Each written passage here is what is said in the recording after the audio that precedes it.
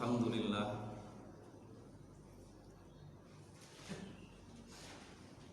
Alhamdulillahirabbil alamin.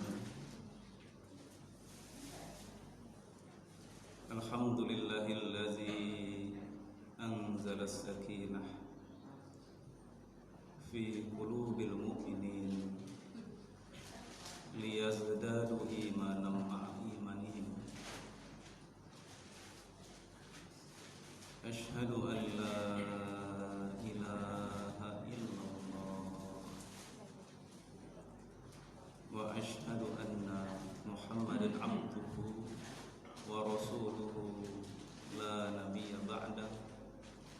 Allahumma shalli wa sallim wa barik ala sayyidina wa maulana Muhammad wa ala alihi wa sahbihi ajma'in.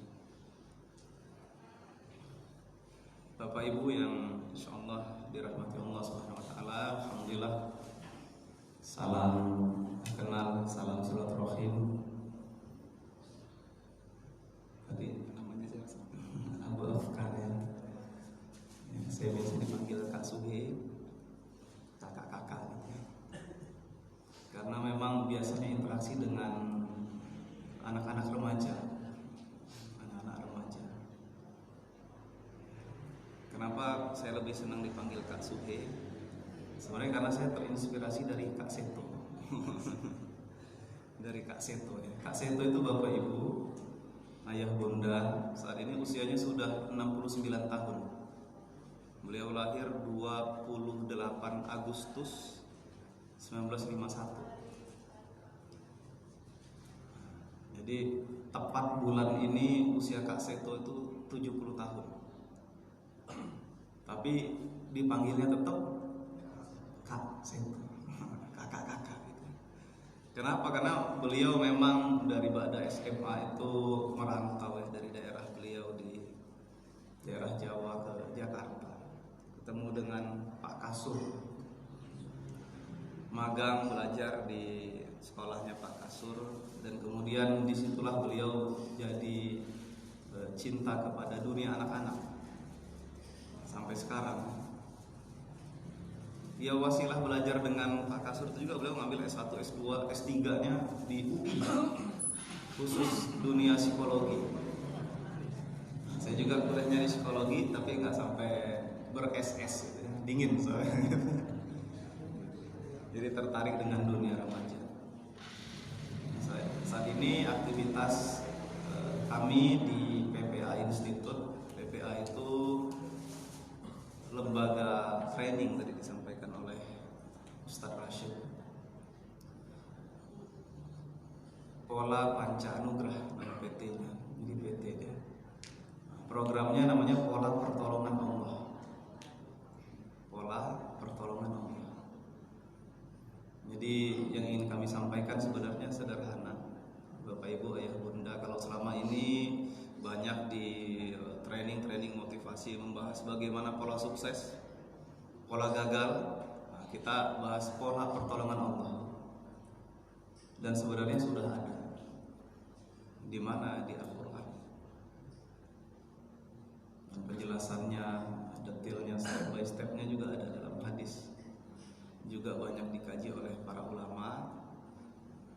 Kalau kami izinkan kami membahas, ya kalau bahasa kami itu tauhid aplikatif. Jadi solusi hidup terbaik itu tidak lain tidak bukan adalah tauhid. The best solution, solusi terbaik, tauhid. Jadi misi kami itu membumikan tauhid sebagai solusi hidup.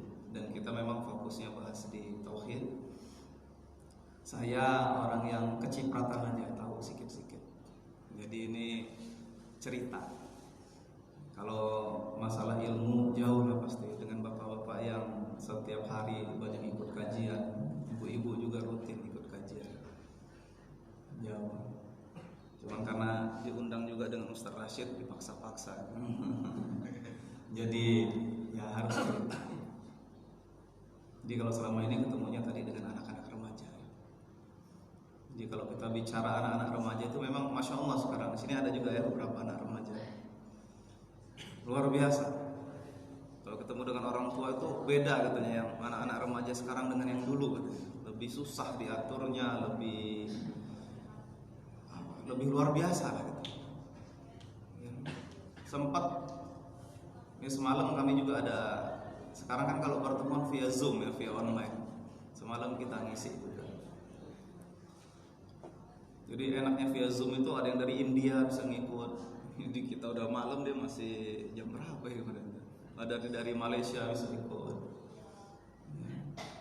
PPA ini alhamdulillah kalau sekarang perwakilannya kurang lebih di 140 kota. Alhamdulillah dari Aceh sampai Papua kita ada. Ketemunya dengan anak remaja, ketemu juga dengan para orang tua. Yang salah satu orang tuanya itu ada yang curhat, anaknya mondok. Pas anaknya mondok, kata sang orang tua, saya kangen dengan anak saya, mau ketemu, mau silaturahim. Itu mungkin doa-doa para orang tua yang kangen gitu ya. Allah kasih pandemi, akhirnya anaknya sekarang di rumah. Tapi ketika anak saya di rumah, kata orang tuanya, saya lebih kangen lagi. Satu rumah tapi tetap nggak ketemu juga, karena mereka ngobrolnya dengan HP, dengan gadget. Bodoh wae katanya gitu, sama aja. Jadi ya sebenarnya pandemi ini bukan membuat keluarga itu jadi retak, karena kalau penelitiannya di banyak tempat, terutama di tempat yang pertama kali dulu ada pandemi di Wuhan ya, di Cina, wah itu katanya angka perceraian itu bertambah signifikan. Di Indonesia juga kayak gitu, sudah ada yang buat penelitian. Kalau tidak salah waktu itu di Bandung dan beberapa daerah, angka perceraian bertambah signifikan karena pandemi. Sebenarnya bukan karena pandemi. Jarak hatinya memang dari dulu sudah jauh. Cuman kalau selama ini sibuk di kantor, jadi ketutup dengan kesibukan-kesibukan di kantor. Ketika pulang ke rumah mulai ketahuan, ternyata memang sudah nggak sreg. Apalagi pandemi kemarin. Sebelumnya kalau keuangan masih aman lancar, ketika keuangan udah nggak aman dan nggak lancar, mulai pertikaiannya lebih sering, cekcokan lebih sering, akhirnya memutuskan untuk bercerai.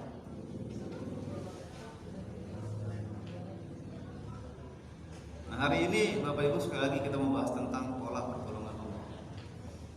Yang namanya pertolongan Allah itu mau dijawab nih Bapak Ibu, supaya kita fokus juga ya.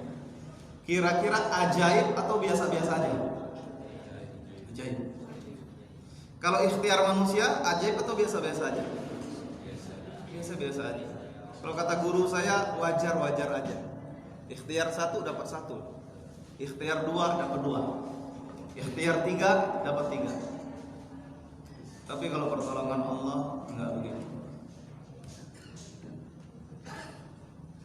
Pertolongan Allah itu ikhtiar 1 dapatnya enggak tahu, bisa jadi banyak. Tapi bisa juga enggak dapat. Sudah ikhtiar enggak dapat ada ya, banyak ya. Saya mau bahas yang simpel sih.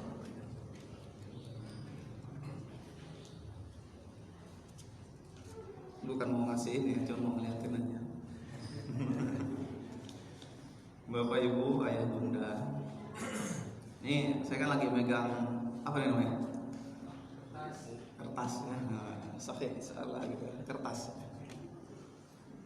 Ini kalau saya jatuhkan, kira-kira apa yang terjadi? Kalau saya lepas, yang dijatuhin ya, lepas. Ini kan kertas nih, saya pegang. Saya buat begini nih posisinya. Saya lepas, apa yang terjadi? Jatuh. Itu kan normalnya. Wajarnya. Berdua. Satu aja. Ini aja.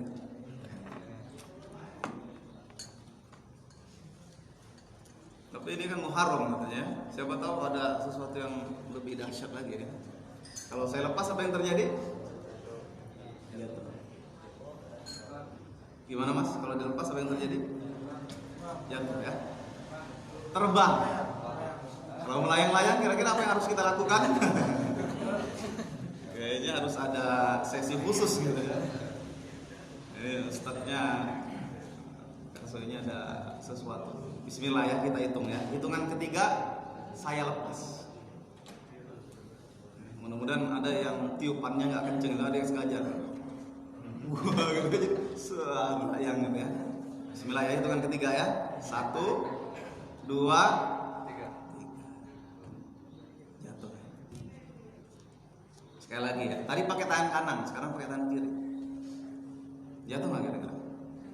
Kalau dilepas. Bismillah 1, 2. Mari kita bahas fenomena yang sering kita lihat ya.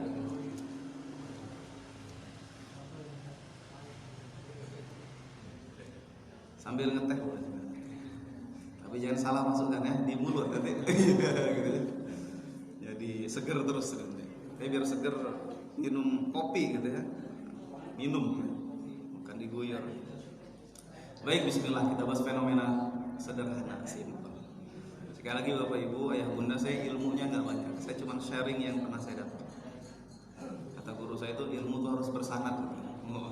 Jadi saya menyampaikan yang pernah saya dapat. Yuk kita bahas fenomena yang sederhana ini. Ibu-ibu kedengeran ya suaranya Bu ya? Kedengeran. Apa yang membuat kertas ini barusan jatuh? Dilepas. Hanya itu?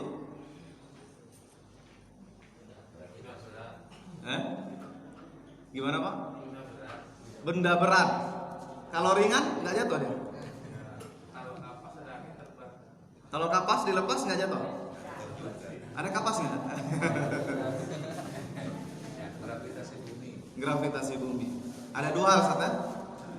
Satu, dilepas. Dua, gravitasi bumi. Ada gaya gravitasi bumi. Ada yang tahu nggak gaya gravitasi bumi itu di mana? Kelihatan nggak?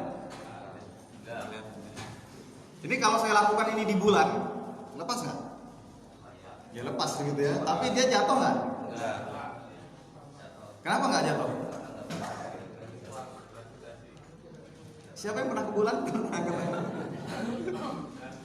Sekarang ada katanya wisata ke bulan. Tergantung bayarannya itu dari berapa ratus miliar sampai berapa gitu. Wisata ke bulannya udah ada ya. Dari Richard Branson kalau nggak salah. Bayarnya sekian ratus miliar untuk wisata ke bulan. Itu iseng-iseng yang luar biasa gitu. Jadi tempat wisata sekarang. Ada pesawat khususnya, bayarannya Masya Allah. Ya, nah kita walaupun kita belum pernah ke bulan, insya Allah kita yakin gitu ya. Dia nggak ada gravitasi, jadi kalau kita lepas, karena pernah ngeliat di TV, melayang-layang.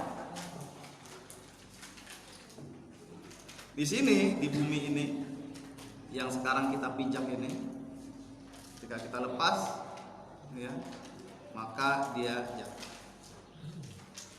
Dan tadi kita sudah sepakat apa yang membuat dia jatuh ada dua. Satu, ikhtiar, dilepas. Dua, gaya gravitasi bumi. Nah ini yang kami kaji di PPA, Bapak Ibu, Ayah Bunda. Kalau kita anggap uang yang terjatuh ini adalah hasil, maka apa yang membuat uang ini jatuh tadi itu? Yang pertama adalah ikhtiar bumi, ikhtiar. Yang kedua, gaya gravitasi. Kalau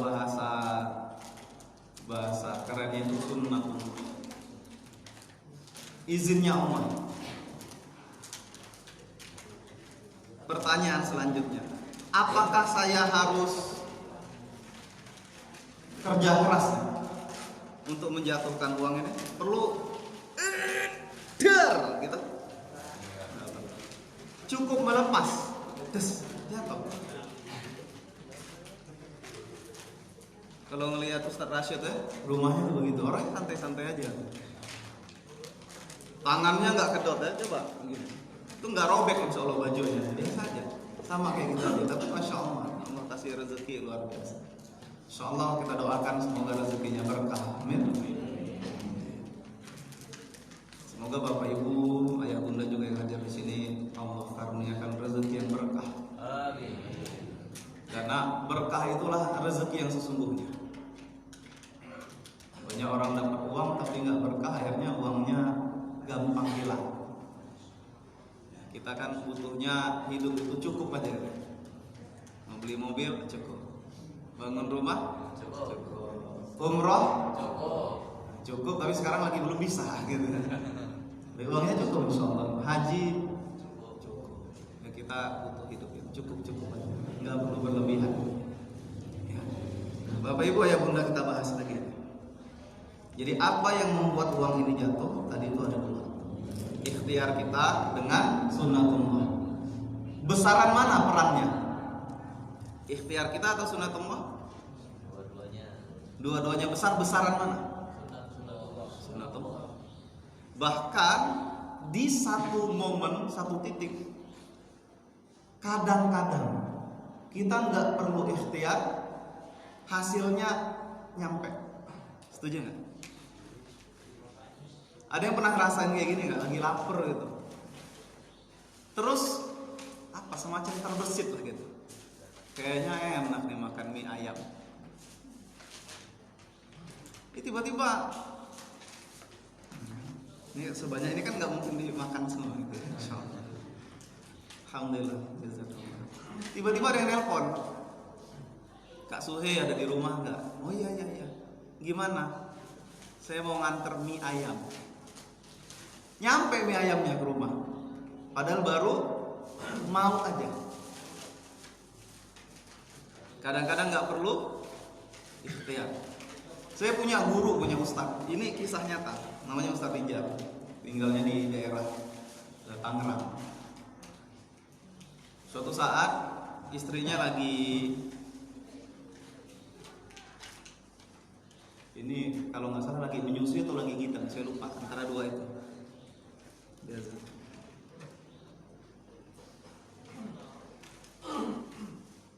Ini direkam ya.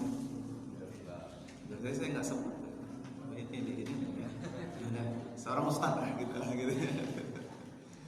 Ya. Suatu saat istrinya malam-malam tuh ngomong, Bi, kayaknya enak nih kalau makan roti malam-malam, lapar Bi. Kata si ustadz, Allah Mi, ini malam-malam kayaknya sih udah ya kalau males lah gitu, kalau udah malam motor udah dimasukin. Tapi lapar. Ini kayaknya gitulah, kayak bawaan lah gitu. Ya udah, bismillah, kita sholat hajat dulu ya. Sholat. Mau beli roti. Belinya ya sama aja kayak kita beli di mart itu. Kita sholat hajat dulu. Sholat mereka. Sholat berdua. Selesai sholat izin. Sang abi ini, sang suami ini kepada istri. Mi izinnya berangkat ke mart dulu untuk beli roti. Ngeluarin motor. Dari dalam rumah tuh udah tadi ngeluarin motor. Sampai di luar, dan ini kalau cerita ustadz saya ini, kejadiannya kayaknya nggak mungkin gitu. Karena mereka itu tinggal di perumahan, tapi belum banyak penghuninya, masih dikit. Baru beberapa orang. Tiba-tiba katanya ada penjual roti yang sudah sering kita dengar lah. Nah, gitulah ya. Gak usah disebut ya, nanti iklan gitu ya. Kaget beliau, ditanya, Pak, jualan roti? Ya iyalah gitu ya, bunyinya udah kayak gitu. Iya Pak, masih ada rotinya, mau beli roti tawar. Masih Pak, saya beli. Nih deh, dianterin, ya tetap beli. Akhirnya beliau beli, masuk ke dalam. Masih tahu ke istrinya, nih roti.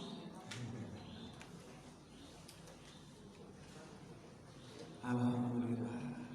Baru selesai doa, lalu anterin. Ini kisahnya tak asli.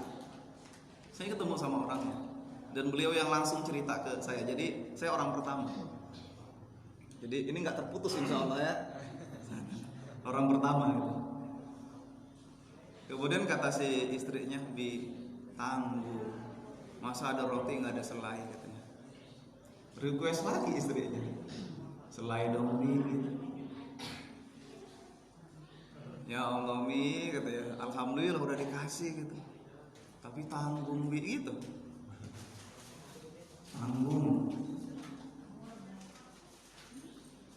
Selai ya Bi, ya udah bismillah, memang harus berangkat nih katanya gitu. Terus dipesannya lagi, tapi selainya selai kacang ya Bi. Pokoknya selainya spesifik. Tapi selainya selai ini ya Bi, saya lupa persisnya. Intinya dia mintanya spesifik, kata si ustadznya, oh kalau selai itu agak lumayan, tapi doain lah bismillah. Berangkat keluar, udah sampai pagar. Ya depan ininya lagi. Datang lagi tetangganya. Ini rumah beliau, rumah tetangganya. Rumah beliau ada satu rumah tetangganya. Yang ini nih. Datang. Mau kemana Ustaz? Katanya. Ini mau keluar. Ada yang mau dibeli. Oh iya Ustaz. Alhamdulillah saya baru dari Lampung. Tinggal di Lampung yang tetangganya ini. Dia sampai spesifik sebutin dari Lampung. Nah kita itu dari Lampung dibawain oleh nanas. Oh iya nanas, bukan selai kacang. Nanas saya jadi ingat. Nanas.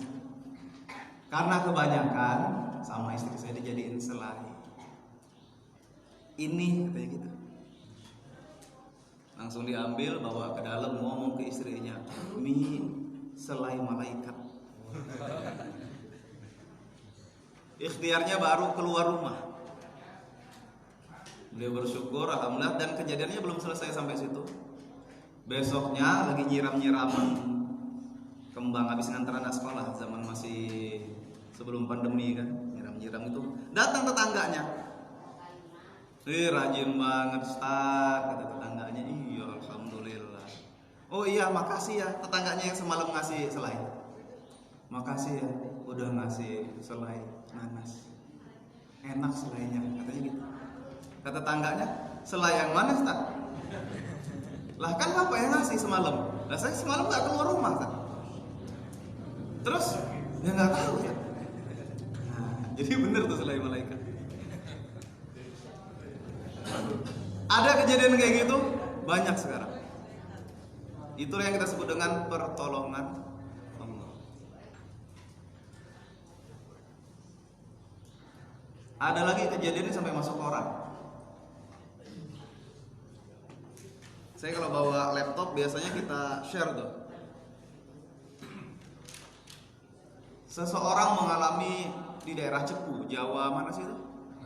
Jawa Tengah ya. Mengalami kecelakaan yang sangat hebat. Tabrakan, hancur kendaraannya. Dibawa ke rumah sakit, di-scan otaknya. Kepalanya di-scan, hancur, remuk. Harus dipasang pen 21 pen. Saya pertama kali dengar karena ada temen dulu zaman sekolah tuh kecelakaan. Dipasang pen itu paling kalau nggak 1-2 pen. Kalau patah kaki gitu ya, patah tangan 1 atau 2. Ini 21 pen karena tengkorak, jadi hancur. Udah di scan, udah diputuskan, bahkan dikasih tahu harus dipasang 21 pen. Dan Masya Allah ketika mau dilakukan prosesnya, dokternya kaget luar biasa karena tengkoraknya kembali utuh seperti semula. Gak mungkin, itulah namanya keajaiban. Kalau masuk di logika bukan keajaiban. Ada kayak gitu, ada. Diliput, ditanya. Ketika ditanya apa yang membuatnya begitu, dia cari. Menurut beliau mungkin. Ya, karena beliau mendawamkan amalan. Jadi ada amalan yang beliau dawamkan. Ya, mungkin sholat sunnah duha, mungkin apa gitu saya lupa persisnya, tapi ada amalannya. Dan Masya Allah, Allah bayar gitu. Salah satu keajaiban dari amalannya itu di dunia, ketika beliau memang butuhnya.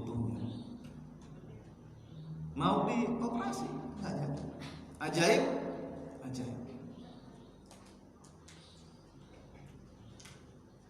Tapi Bapak Ibu, ayah bunda, ajaib mana dengan kisah ada seorang manusia sudah ditelan sama ikan yang besar. Bahkan ada ulama yang menyampaikan ditelan sama ikan yang besar, ditelan lagi si ikan yang besar ini sama ikan yang lebih besar lagi. Dibuang kan ya dari kapal. Telan ikan, bawa ke dalam. Ikan ini ditelan lagi. Kejadian selanjutnya Bapak Ibu pasti tahu ya.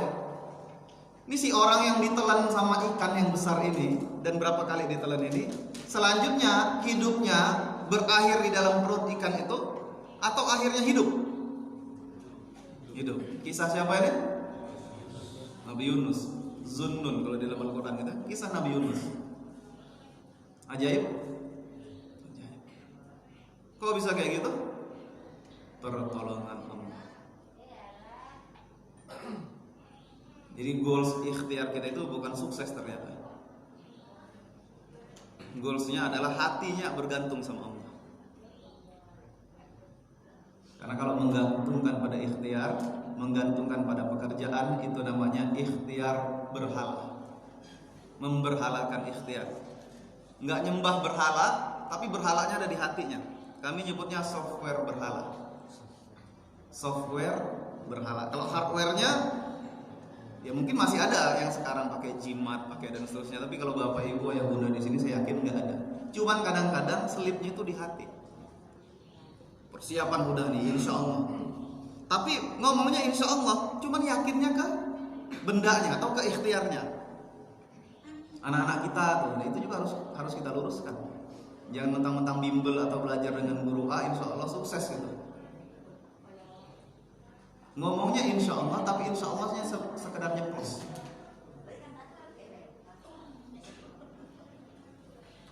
Dan kondisi hati ini kan yang harus dicek ya.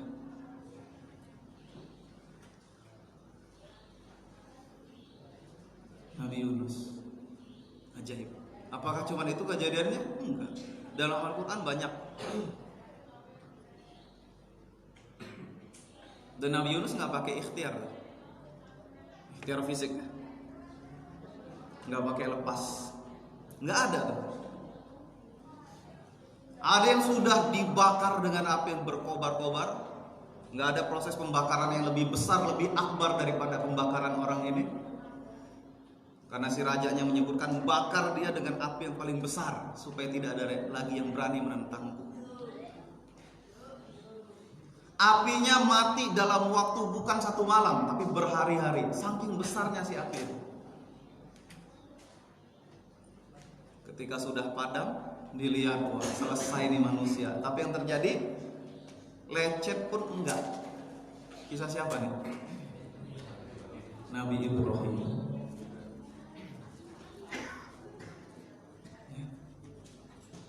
Ada lagi kisah nabi-nabi yang lain?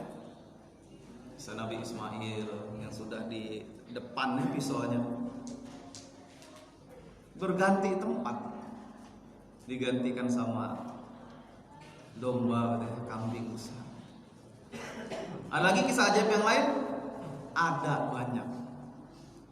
Ada yang tidur tapi tidurnya sampai 700-an tahun lebih. Ajaib. Ada banyak kisah-kisah ajaib. Lalu kalau hari ini kita belum atau jarang, kalau jarang sih masih alhamdulillah ya, nggak pernah ngerasa mengalami keajaiban dalam hidup,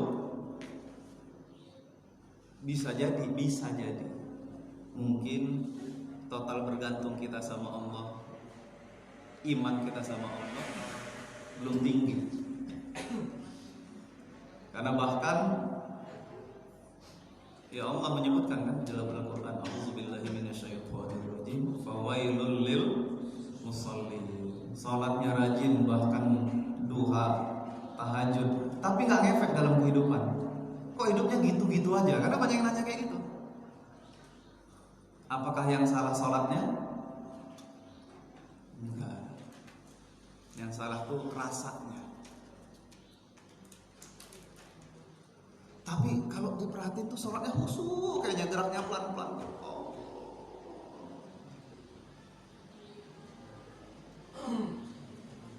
Apa nih? Allah. Ada yang sholat tapi sholatnya dusta, bohong. Kalau sholatnya kayak yang disebutkan sama Rasul ya udah jelas lah ya, yang sholatnya mematuk-matuk gitu. Nah itu udah jelas nggak kena. Ada sholatnya kayaknya khusyuk, tapi kayaknya aja. Itu jadi PR tuh. Karena sholat itu juga ternyata tentang komunikasi sama Allah, tentang iman. Dan itu nggak ketahuan dari geraknya, nggak, cuman kita aja yang tahu sama Allah.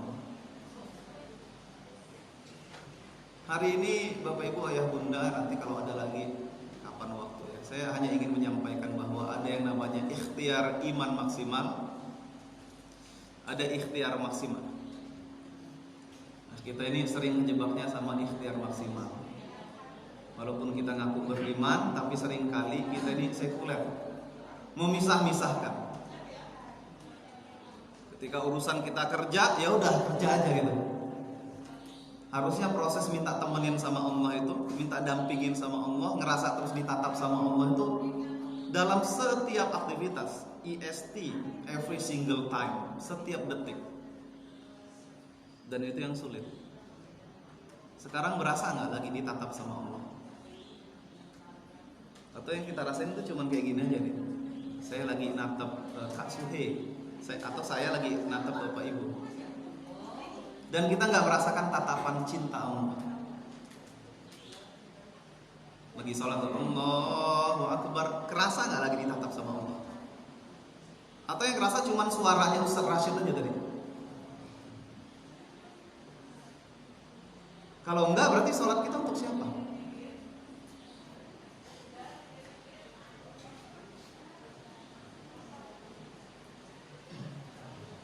Iman, Islam, ihsan. Harus tiga-tiganya. Sholat itu rukun Islam, tapi harus ada rukun imannya juga nggak? Harus ada ihsannya nggak? Kalau itu nggak ada berarti nggak lengkap. Nah kami bagiannya di bab ihsan dirasa. Karena iman itu ternyata soal rasa.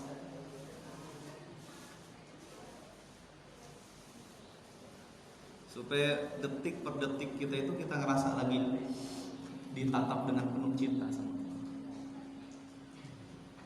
Sehingga zikirnya juga jadi beda.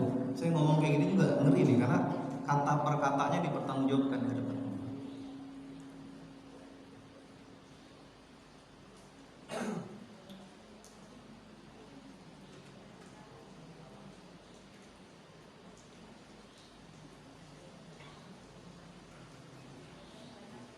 Jadi Bapak Ibu, Ayah Bunda, sejenak aja sebentar.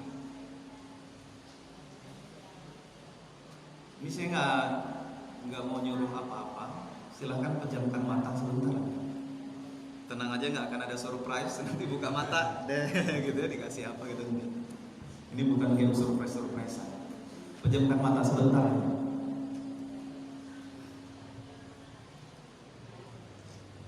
Bu, matanya dipejamkan. Mata sendiri ya. Pejamkan mata.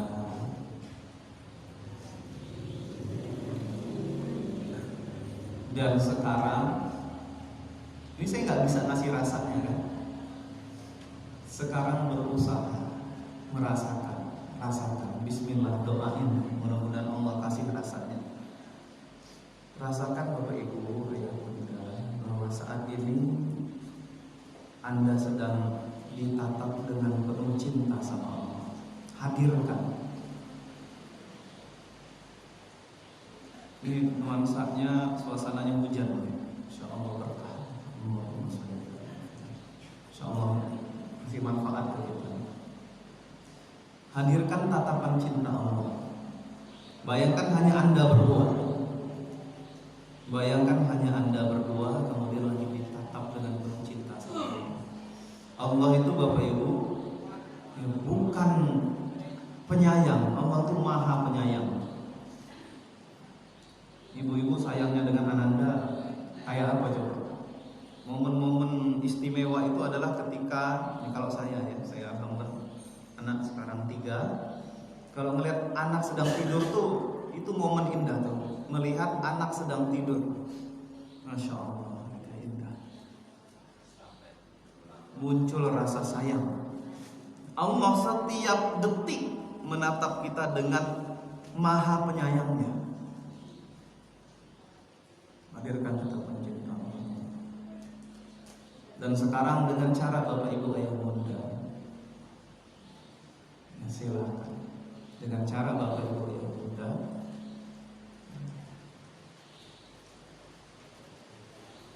setelah berasa tatapan cinta Allah, dengan cara Bapak Ibu Ayah Bunda, silakan puji Allah, rendahkan hati, rendahkan diri, hinakan diri, hadirkan rasa butuh kita kepada Allah. Dan ini Masya Allah, di suasananya hujan, puji Allah.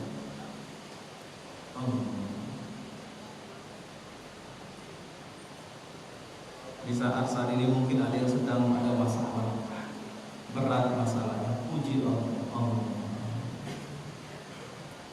Ya Allah, ya Rahman, ya Rahman. Alhamdulillah, ya Allah. Alhamdulillah.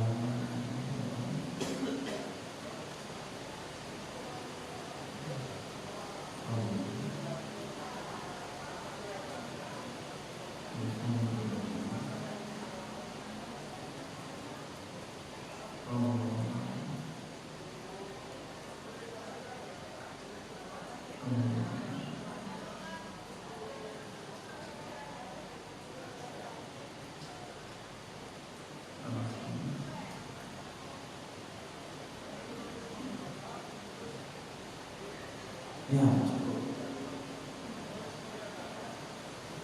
Saya kan nggak tahu rasanya, yang tahu cuma Bapak Ibu yang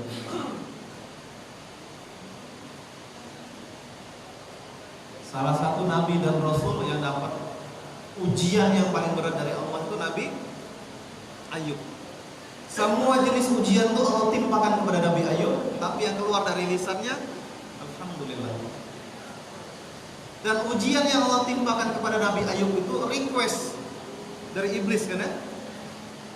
Kata iblis kepada Allah, ya Allah, enak banget Nabi Ayub semua nikmat Engkau kasih padanya, wajar dia beriman. Wajar dia beriman. Di request, coba ambil nikmatnya, coba ambil nikmatnya. Akhirnya Allah izinkan, silahkan. Apa ujian pertama yang Allah kasih kepada Nabi Ayub? Semua hartanya, semua usahanya Allah hancurkan seketika. Betul ya Ustaz? Semuanya, hewan ternaknya, pertaniannya. Nabi Ayub itu termasuk yang paling kaya. Semuanya Allah ambil. Kata si iblis, nah, kena. Kalau miskin kayak gini kayaknya bakal berkurang nih imannya Nabi Ayub. Tapi yang terjadi apa? Yang keluar dari lisan Nabi Ayub itu Alhamdulillah. Semua dari Allah, terserah Allah. Kalau mau ambil semua pun tidak apa-apa. Selesai sampai situ? Enggak. Oh, itu baru harta. Kadang kita itu di ujian harta aja udah kalah, kan? Saya kemarin ngobrol, tadinya mau ngobrol sama Om Rashid, Ustaz Rashid, sama teman doktor S3, dosen, lulusan Gontor. Dia curhat ke saya, Kak, saya hampir saja pandemi ini bunuh diri, loncat dari lantai 10. Doktor S3, usahanya juga Masya Allah, hampir saja loncat dari gedung lantai 10. Kaya orangnya, menurut saya kaya. Kenapa bisa kayak gitu? Saya tanya. Dia bilang, saya bangun usaha ini Kak pakai ngutang 500 juta. Gak kuat saya ditagih-tagihin. Sempat 4 bulan tuh ya Allah, nggak ada masukan sama sekali. Pandemi awal-awal usahanya kuliner. Tuh Ustaz Rashid tahu, dia bilang kayak gitu. Terus saya cerita ke beliau, saya juga punya teman di Surabaya. Dia cerita ke saya tuh pas lagi kami sarapan. Dia bilang saya baru aja mengikhlaskan piutang. Orang yang utang ke saya ikhlaskan. Berapa saya bilang? 1,5 M, 1,5 miliar diikhlaskan. Antum baru 500. Saya ini lagi teman-teman juga, bareng teman-teman. Kami ada hutang juga. Berapa? 60 M. 60 M. Besar apa kecil hutangnya? Gak kelihatan ya. Terus akhirnya dia cerita, ya alhamdulillah setelah itu ya saya ketemu Allah lagi. Jadi belum tentu orang yang rajin sholat tuh imannya kuat ternyata kan ya.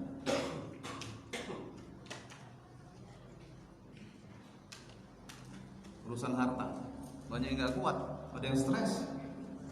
Rumah sakit jiwa coba cek.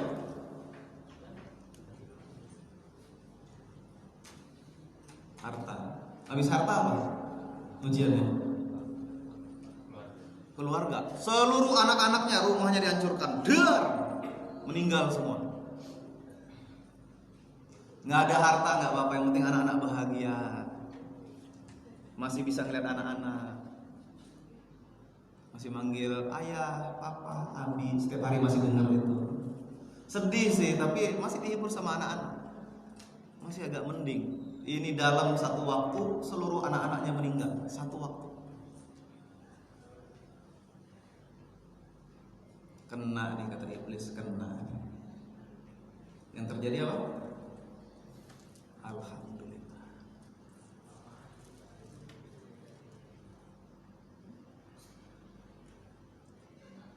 Selesai sampai situ? Enggak, Allah uji lagi dengan penyakit. Bahkan sempat ditinggalkan sama istrinya. Seluruh ujian Allah timpakan. Kata guru kami itu sempat, ini macam-macam ya kalau apa penjelasannya itu kan dari para ulama. Sempat di satu titik tuh malaikat tuh nyuruh Nabi Ayub, wahai istrinya juga pernah itu ngomong, engkau kan Rasul, engkau kan Nabi, angkat tanganmu berdoa kepada Allah. Tuh malaikat tuh katanya sampai gemes gitu. Kalau Nabi Ayub ngangkat tuh langsung diaminkan dengan semua malaikat, dan insya Allah pertolongan langsung Allah hadirkan. Tapi Nabi Ayub enggak. Ketika diminta sama istrinya, berapa lama Allah kasih nikmat kepada kita? Sekian puluh tahun gitu. Berapa lama Allah uji? Baru 7 tahun. Enggak pantas saya berdoa kepada Allah. Sampai akhirnya beliau sudah merasakan kesusahan, kepayahan dalam beribadah karena penyakitnya kan luar biasa. Penyakit Nabi Ayub itu penyakit yang tidak pernah diderita oleh satu manusia pun sebelum Nabi Ayub, dan tidak akan pernah diderita sama manusia manapun setelah Nabi Ayub, satu-satunya. Banyak doanya Nabi Ayub itu cuman apa ya? Pengakuan aja, curhat. Allahumma anni masaniyatu wa anta arhamur rahimin. Kalau bahasa kitanya, ya Allah saya ini lagi kesusahan, bukan karena kehilangan semua tadi, tapi mau ibadah itu sudah mulai susah nih. Dan engkau yang maha penyayang daripada yang penyayang. Nggak ada mintanya di situ, ngaku aja. Karena semua masalah yang Allah timpakan ke kita itu bukan karena Allah nggak suka kepada kita, tapi supaya kita itu dapat kode pesan cinta dari Allah. Semua masalah itu kan bentuk cinta Allah. Ngaku bahwa kita yang zalim sebenarnya, kita yang salah. Ngaku bahwa kita yang butuh sama Allah. Tadi doa Nabi Ayub, doanya Nabi Adam. Ada bilang Nabi Adam tuh doanya sampai berapa puluh tahun ya? Gimana doa Nabi Adam? Rabbana zalamna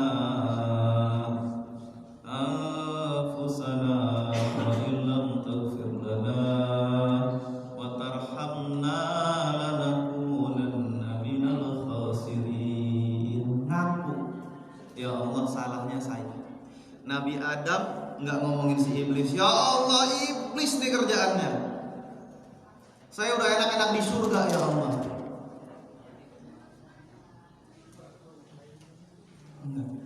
Kita, saya nggak tahu masalah apa yang saat ini sedang ditimpakan Allah ke kita. Ya Allah izinkan hadir dalam hidup kita, tapi yakinlah itu bentuk cinta dari Allah. Allah tuh cuma butuh kita tuh bisa baca pesan cinta dari Allah itu apa, terus ngaku. Doanya Nabi Ayub sama doa Nabi Adam beda. Doanya Nabi Adam sama doa Nabi Yunus beda apa sama? Beda. Gimana doa Nabi Yunus? Ini boleh diamalin semua doanya, karena ada dalam Al-Quran. La ilaha illa anta subhanaka inni kuntu minadh dhalimin. Beda. La ilaha illa anta, tiada Tuhan selain Engkau ya Allah. Subhanaka, maha suci Engkau ya Allah. Inni, sesungguhnya aku kuntu minadh dhalimin, termasuk orang-orang yang golongan orang-orang yang zalim. Nabi, Rasul. Kata guru kami, kenapa bisa seperti itu doanya? Karena Bapak Ibu yang muda kita tahu bisa Nabi Yunus ya. Nabi Yunus itu kan dakwahnya bukan sehari dua hari, setahun 2 tahun. Dalam waktu yang lama, tapi nggak ada yang ikut. Nabi Yunus berdoa kepada Allah, dan Allah itu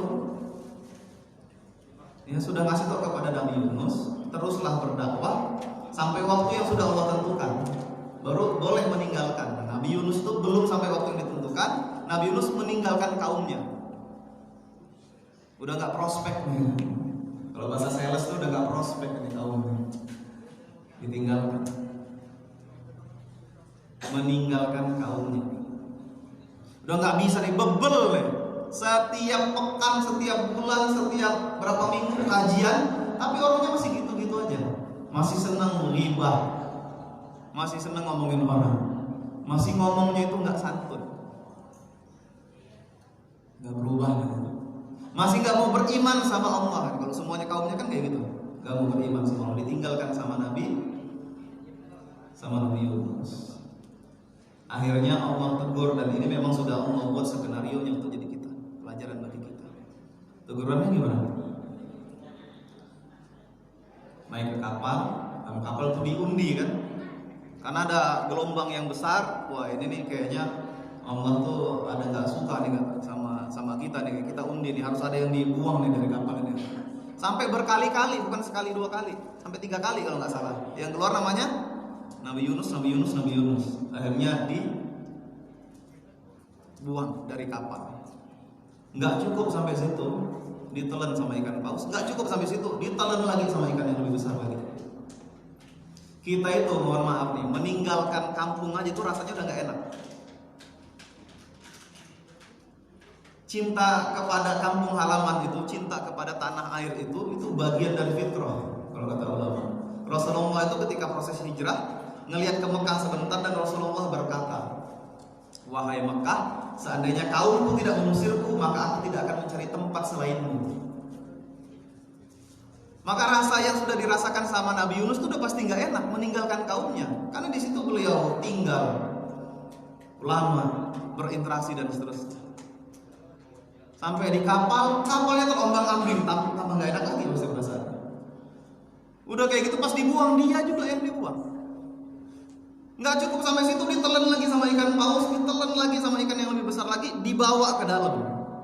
Kata para ulama, Nabi Yunus itu berada dalam 3 kegelapan. Bahasa dalam Al-Quran kan kegelapan yang berlapis-lapis ya. Gelapnya apa aja tuh? Gelapnya malam, gelapnya perut ikan paus, gelapnya dasar lautan. Itu udah di end tuh, tamat, selesai.